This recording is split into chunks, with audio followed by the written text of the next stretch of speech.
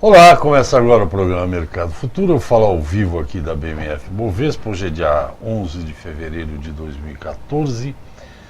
Ao contrário do dia de ontem, 10 de fevereiro, que isto aqui parecia o inferno de Dante. Vocês devem ter visto, quem é um pouco mais experiente deve ter visto um filme chamado Inferno na Torre. Ontem esse estúdio estava um verdadeiro inferno na torre, mas hoje melhorou. Parabéns, muito obrigado. Então. Olha, se vocês soubessem 10%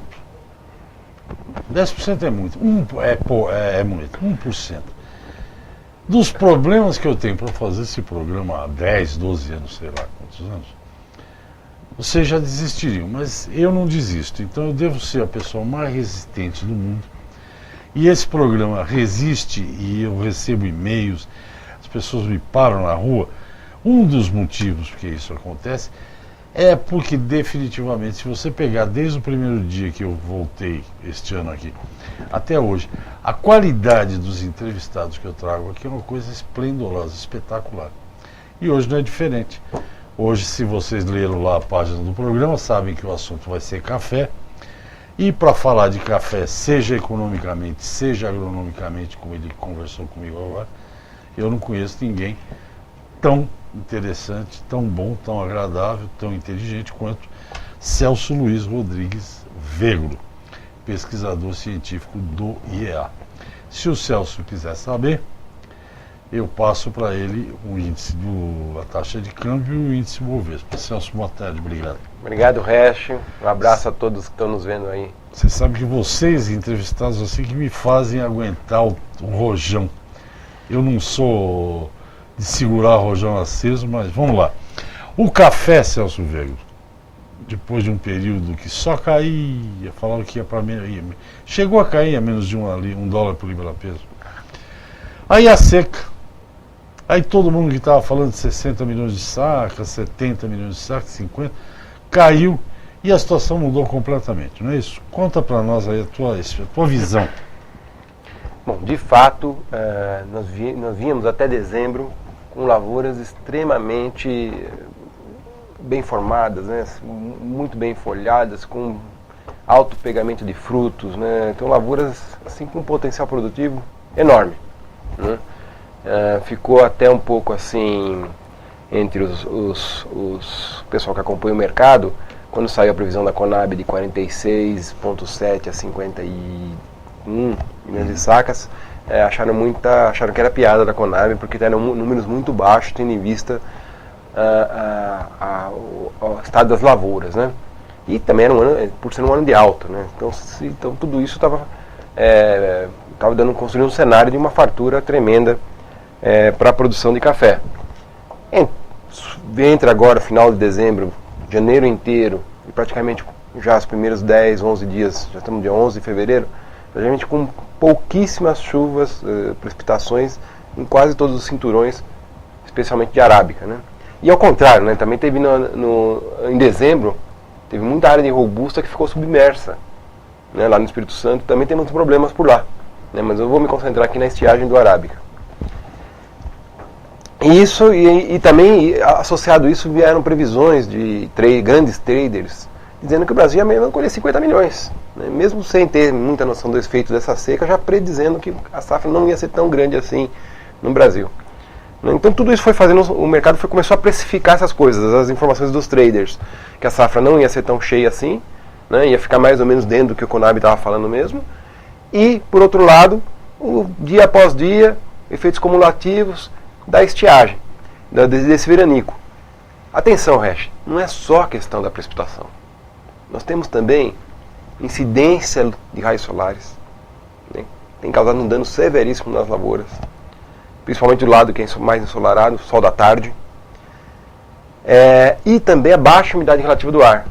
Se por um lado dificulta a disseminação de doenças fúngicas, porque não tem umidade para ela se reproduzir, isso é bom. Mas por outro lado é muito ruim porque a evapotranspiração da planta mais que duplica.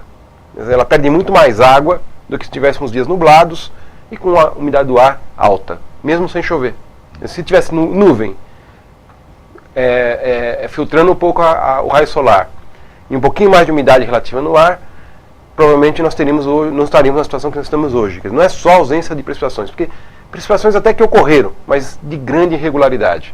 Então, pequenas chuvas localizadas, e essa irregularidade acabou não tendo um efeito substancial nos principais cinturões produtivos, né? Agora, falar de perda em café com esse clima que nós temos tido aí, tem uma série de detalhes que a gente precisa analisar cuidadosamente, Resch. Café não é que nem soja, que não é que nem cana. São uma variedade muito grande de sistemas de produção. Então você tem café no cerrado, você tem café na montanha. Essas duas condições, o efeito da estiagem muda completamente nessas duas condições. O efeito dele sobre a planta, no desenvolvimento dos frutos particularmente. Depois você tem solos arenosos e solos argilosos, né? Você tem solos profundos e solos rasos. Eu diria que o estado mais crítico hoje não é a cafeicultura do cerrado, é a cafeicultura de montanha com solo raso. É nesse lugar que a perda vai ser maior. Porque o solo não tem capacidade de armazenar água. Ele é raso. Logo alcança a camada de pedregosa. Então, esses solos rasos, no meu ponto de vista, hoje a cafeicultura de montanha, que tem manchas de solos rasos, aí, de 1 metro, 80 centímetros de profundidade, essas lavouras são as mais prejudicadas, já beirando o limite do ponto de murcha permanente, ou seja, aquele ponto que a planta não tem mais retorno, só podando ou replantando a lavoura.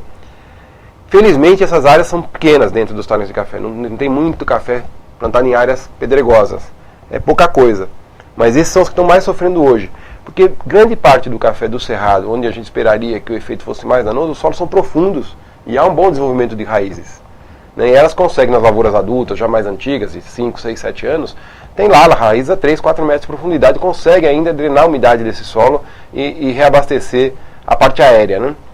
Mas no solo mais arenoso, não. No solo mais arenoso, essa possibilidade, mesmo que ele seja profundo, o armazenamento dele é baixo, e a planta não tem conseguido repor essa água. E daí que vem essa história da produção, da parte econômica agora, saindo da agronômica. Entrando na parte econômica. O que está acontecendo então com isso tudo? Posso só dar uma... Eu li hoje, saiu um artigo, acho que você pode olhar se não viu, do Blas Matiello. Ele, acho que agora ele tem uma empresa, não é entidade do governo. Ele disse que muita lavoura que ele foi, eu não me lembro se ele citava a região, que o grão, por causa da falta de umidade, o grão está seco, né? Tem o grão, mas isso também acontece. Mas vamos para a parte econômica. Exatamente. O que acontece? A planta, então, para conseguir sobreviver, só explicando o que o Resch falou agora, ela vai tirar água onde tem. Onde é que tem água? Dentro do grão. Ela vai sugar o grão para se manter viva. Então acontece isso que você acabou de falar. O grão fica xoxo. Ele xoxa, ele fica isopor. Como se fosse isopor, né? Xoxo. E esse já é um dano econômico, o primeiro dano econômico, grãos xoxos. Grãos xoxos, volta depois do intervalo, tá bom? Vamos lá. Esse aqui é Celso Luiz Rodrigues Vegro, pesquisador científico do Instituto de Economia Agrícola, IEA, órgão da Secretaria da Agricultura, né? Que agora, gente, eu preciso ir lá no IEA agora, porque agora é aqui, é só atravessar o Vale do Anhangabaú. Vizinhos. Preciso ir lá para aumentar o meu portfólio de entrevistados. Agora eu tenho mais chance de pegar o pessoal de laranja, de açúcar, todo mundo lá. Vamos a um intervalinho, a gente volta já. Até já. A primeira parte foi muito boa. Já explicou. Quem vai se ferrar é o sul de Minas de novo, pelo visto. Não, montanha, né? Montanha com solo raso. Esse aí tá ferrado. A planta morre, ela chega morrendo? Morre. Tem um ponto de murcha que a célula não consegue mais se hidratar. Então o que ela está fazendo hoje? Ela está roubando umidade do grão. De onde tem, né?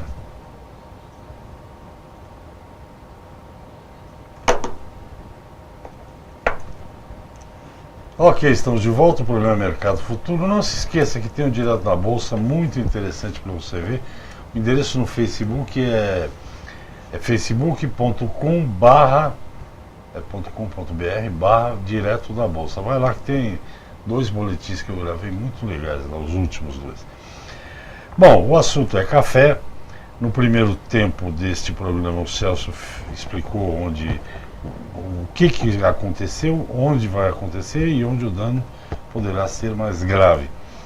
Eu interrompi o Celso exatamente falando do grão xoxo, que é onde a planta tira a água de onde tiver, para o intervalo. E agora vamos entrar na parte econômica e é isso que o Celso vai falar para a gente, o que isso significa. Amém. Na minha cabeça, nas pessoas que eu falo, diz que ainda não dá para você ter uma ideia do estrago, mas que tem estrago, tem, é isso, né? A gente conseguiu, Resch, fazendo diversas consultas para os agrônomos especializados em café, nos diversos cinturões produtores aqui do estado de São Paulo, e que não deve ser grande coisa diferente do sul de Minas, e conseguimos mensurar um pouco essas perdas. Eu vou dar a primeira dela. Então, essa questão do grão xoxo é uma importante. A outra é a má formação. Então, o grão até consegue se formar, mas ele vira concha. Quer dizer, ele fica um grão, que ele não é aquele grão chato de café que a gente está acostumado a ver. É um grão, ele é ocado por dentro, como se houvesse feito uma escavação no grão. Fica só aquela parte, aquela película externa, um grão bem fininho, ocado, né? Então a gente chama de concha. É uma má formação. Então dá um problema de qualidade. Esse café, geralmente é um café tipo escolha e é um preço bem baixo por esse café. Outro dano econômico é o café tem normalmente, o fruto do café tem dois compartimentos, a gente chama loja. Os botânicos chamam de loja. São dois compartimentos. Então ela dá um grão chato de cada lado. Provavelmente nós vamos ter um único grão formado, uma loja vazia. Também é outro dano econômico. Nas plantas mais tardias, por exemplo, de colheita mais tardia, por exemplo, o Batã, né, já tem sido noticiado que a parte aérea, o ponteiro dessas plantas, também produz café no ponteiro, né? Ele produz no meio, ela sai no ponteiro. Já está madurando, já está exibindo sinais de maturação, está antecipando a maturação. E esse grão, como a lavoura não está arruada, vai para o chão. Ele vai cair. Vai ter a abscisão do pedúnculo, ele vai cair, vai para o chão. Vai ser perdido. Porque quando for arruar, vai misturar com terra, vai perder esse grão.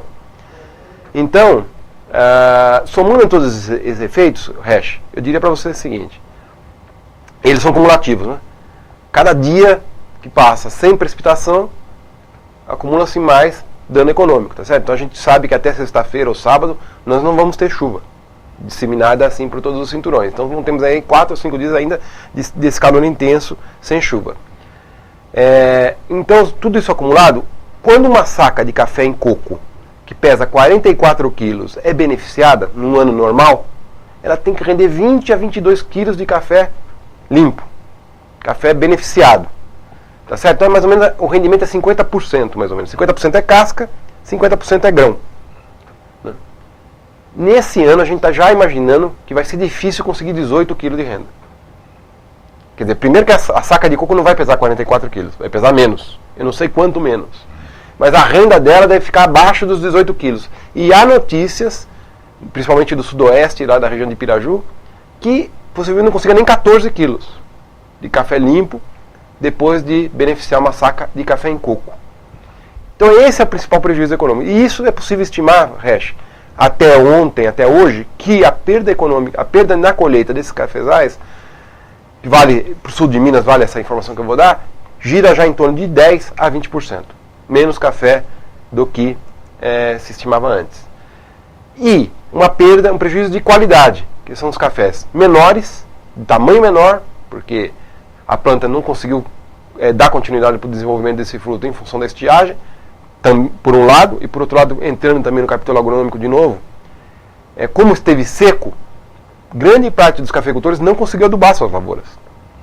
Não tinha umidade no solo para dar nutriente para a planta. Então a planta não teve no solo nutrição adequada para um ano de alta. Então ela está no estresse hídrico e no estresse nutricional. Está tentando encher grão sem água e sem comida. Então é o pior dos mundos para a planta nesse momento. Então isso dá um grão menor, uma fava pequena, ou peneira 14. Então ele vai ter então um rendimento menor no benefício e um prejuízo de qualidade, seja pelo tamanho do grão, seja pela má formação desses grãos. Né? E também a perda devido à abscisão do pedúnculo em função da aceleração da maturação que tem ocorrido principalmente nos ponteiros das lavouras sob efeito dessa condição climática. Então, somando tudo isso, Resch, eu diria para você que são efeitos cumulativos, tá certo? Então, entre 10% e 20%, inclusive, nem precisa mais discutir esse assunto, porque as bolsas já precificaram até isso, tá certo? Já estão dando saltos aí. Já esse ano o café já subiu 30% né, mais ou menos na Bolsa Nova York, isso é a precificação desse fenômeno da estiagem.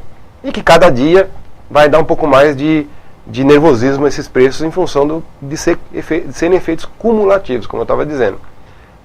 Legal, Agora, isso aqui derrubou um monte de gente chata dizendo aí que eu produzi muito café, né? E jogando o preço para baixo. O que você está dizendo, só para entender, o grão menor também você precisa de mais grão para encher o saco, né? também. Tem gente que enche o saco tão facilmente, mas o produtor de café vai precisar de mais grãos para encher o saco de 60 quilos. Mais é isso grãos. também? E, não, entendi, porque você falou que vai ficar uma loja a menos, não sei o que, vai ter. Então, tudo isso é prejuízo econômico. O grão concha pesa menos. Um grão que teve uma deficiência nutricional, ele está mais leve, ele fica ele não se desenvolve e tem uma densidade menor. Então são vários efeitos que só na mesma hora de beneficiar que a gente vai conseguir mensurar.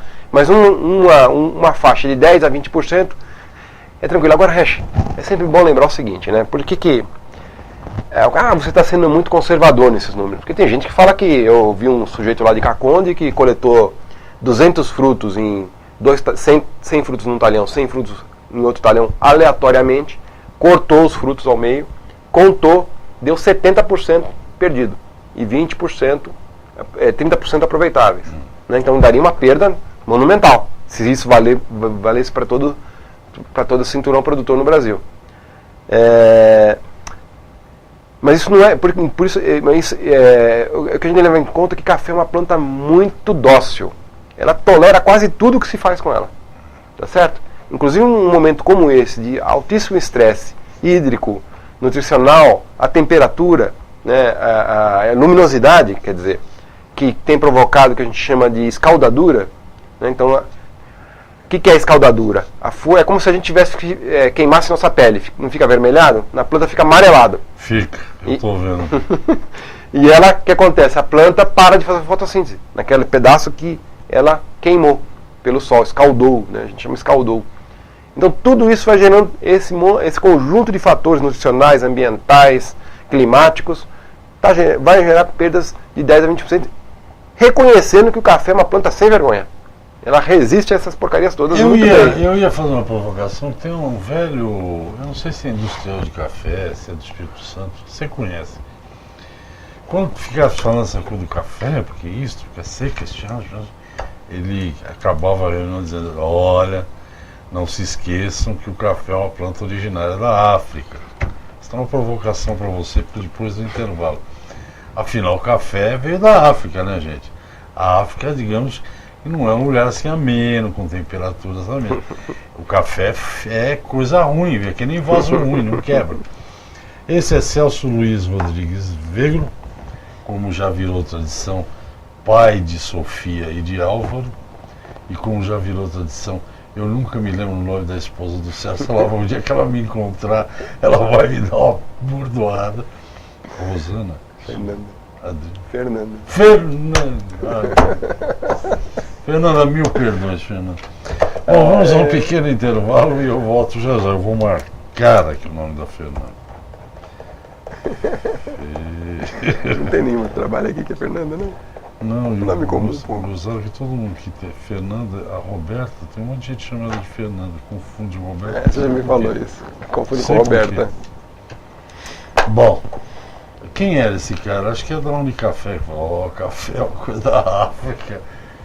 Vocês ficam falando que o café. Quem te poda ele rebrota. A gente faz o diabo, o bicho está sempre bom. Estou atento. O programa é Mercado Futuro, entrevistado ao pesquisador científico do Instituto de Economia Agrícola, Celso Luiz Rodrigues Vegro, fazendo uma boa análise do que aconteceu desde dezembro até hoje, com esse calor intenso, essa falta de chuva na lavoura de café. E o programa é especial para Fernanda. Todo o programa é para você, Fernanda. Fernanda que mora no Brooklyn, né? Lá estamos. Brooklyn, quando eu morei aí perto do Brooklyn, era um bairro muito bom, era muito arborizado, não era esse calor que tem onde só tem asfalto, não tem árvore. Bom, Celso, eu provoquei você dizendo que o café é uma planta originária da África, né? E costuma aguentar um pouco de seca. Mas vamos lá, vamos ao seu. Então, o que acontece é o seguinte, então, quando a gente fala que uma perda de 10% a 20%, já é o suficiente, para a gente sacramentar que esse vai ser o ano de alta com colheita de safra de baixa.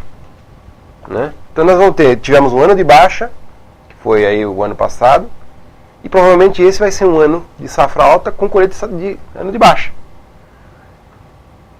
Provavelmente abaixo dos 50 milhões de sacas. Né? Provavelmente abaixo dos 50 milhões. Em São Paulo, nossa previsão original era 4,5 milhões de sacas para café. Já estamos trabalhando no intervalo de 3.700 a 4.200.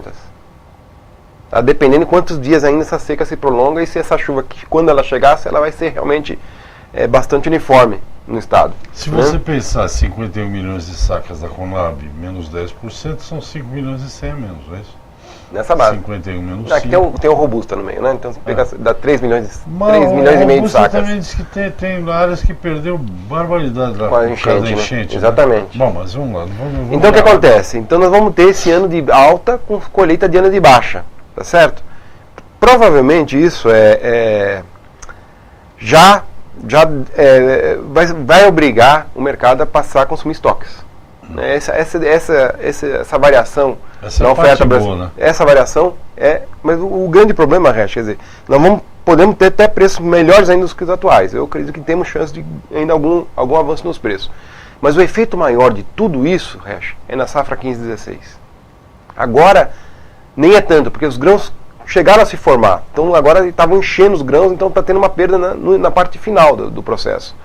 O problema é que café, o que está acontecendo hoje é a colheita do ano que vem. E o que está acontecendo hoje? Como a planta não parou de vegetar também, com a seca, ela não parou só de encher o grão.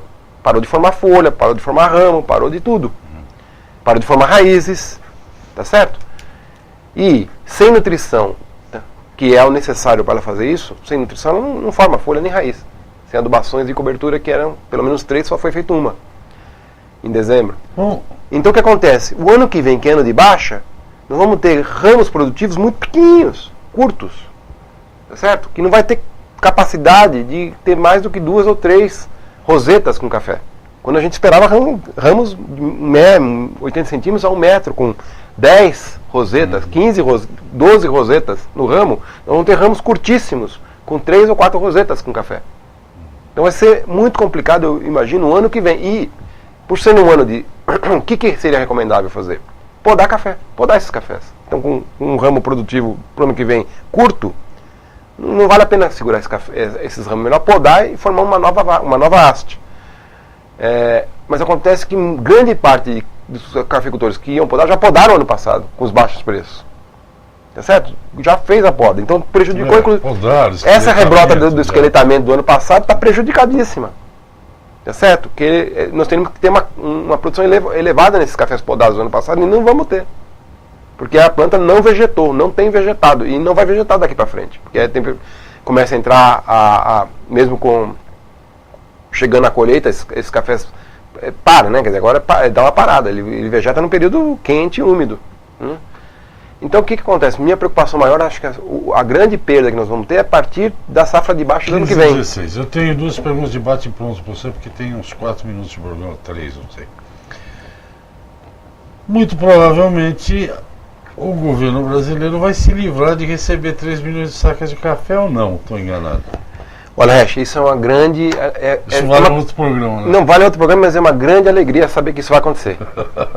Eu acho que foi ótimo o preço que o governo estipulou para esse contrato de opções, acertou na mosca. Foi perfeito, não vejo nenhum problema. 343 é o preço, não é? 343. Mas a cooperativa de Guaxupé, se eu não me engano, entre gastos e tal, por coisa uns 40, 50 pau, né? 290. Então, 290. Hoje o café fino está 380, 390. Pois é, Resch, isso que eu queria... Eu queria... Você vê que a opção de café sempre dá certo? Usado isso. Vamos fazer um programa sobre isso, Resch? Eu estou preocupadíssimo com esse assunto, porque com quem que fica esse diferencial de preço? Tem que ser para a cooperativa ou é para o cafeicultor que vendeu 290? O problema tem que ser a semana que vem, porque eles têm que decidir agora. Eu só digo o seguinte, a cooperativa não pode realizar sobras em cima de dinheiro público. Isso todo mundo sabe que não. Mesmo que ela vá distribuir depois, não pode, pô. Ela gerou uma receita fora da sua base de associados. A gente lê, tem custos de armazenagem, de melhoria. Não, eu entendo. Mas se ele vender a 290... Tem custo para entregar para o governo. Sim, mas não exerceu a opção. Então não tem mais esses custos. Tá certo? Não exerceu a opção. Vendeu a 290 e vale 370. E agora? E agora? É um bom tema. Não percam E agora? O capítulo da novela Celso Vegro e o Café. Não, mas... Estou preocupado, porque... O fato é que não vão entregar, né? Eu acho a Conab acertou precisamente no preço que tinha que se fechar essas opções. Eu acho que foi uma política extremamente de êxito, porque lançado esse preço, ele impediu que caísse mais. Voltou a subir. Desde que em outubro, quando foi lançado esses preços, eles voltaram a subir. Nunca mais, chegou em 99 e depois veio subindo. Nunca mais parou. Né? Então, ele cumpriu a função dele, que foi sinalizar ao mercado qual o preço que o governo entendia como preço justo, entre aspas, tá certo? Para o produto. E, ao mesmo tempo, alcançou a entre-safra, nós estamos em plena entre-safra de café, com preços pagos ao produtor acima ou iguais, né, para o preço de exercício da opção, que leva mal, 99% não deve exercê-las, não vai abrir mão de exercer. Então o governo ficou com caixa do prêmio pago, que foi R$1, também foi uma coisa ridícula, né? Então foi ridícula, né? Então foi R$1, 1,70, 1,90 por saca, foi uma coisa ridícula. 3 milhões. Então quer dizer, o governo ganhou 3 milhões, a Conab conseguiu receber. Você viu que espero que construa armazéns com esse dinheiro, né? Sim, todos nós. Que vai precisar na próxima opção, não precisa fazer as... Esse era outro tema que as cooperativas iam... Então é uma coisa que a gente precisa resolver melhor. Fica muito nebuloso essa coisa das cooperativas. O CNPJ comprar opção em nome do CPF, depois fazer toda essa tramóia que a gente agora não sabe exatamente como é que vai ficar. Né? Eu estou muito preocupado com isso e eu acho que vale um programa esse assunto. Vale, vamos marcar agora que já acabou o programa, 1 minuto.